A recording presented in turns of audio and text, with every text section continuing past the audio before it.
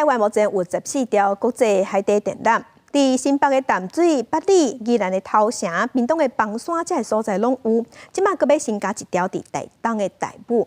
管府表示 ，TPU 海缆系统的建设计划即马正在进行。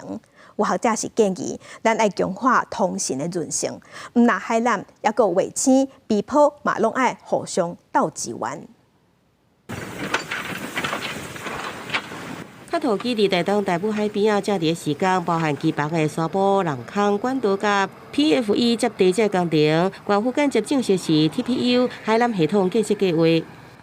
平常经过就看就已经是有几个月了，挖的也是蛮久的，也不知道到底在做些哪些事。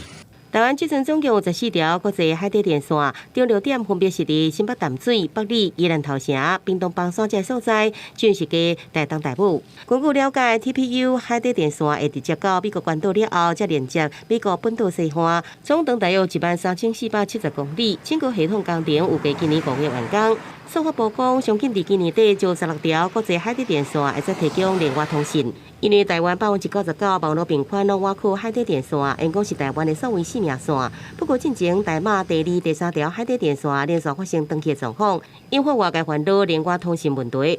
那你要在连到国外去的时候，那通常不要拉海缆。那你拉的越多条，那这个到时候被破坏来讲的时候呢，那你就有越多条可以做备份。所以当然你今天来讲，你有多一些的海缆被建立起来了之后呢，那你相对来讲你要被完全孤立的几率也就会变比较小，让我们的韧性提升的一个方式。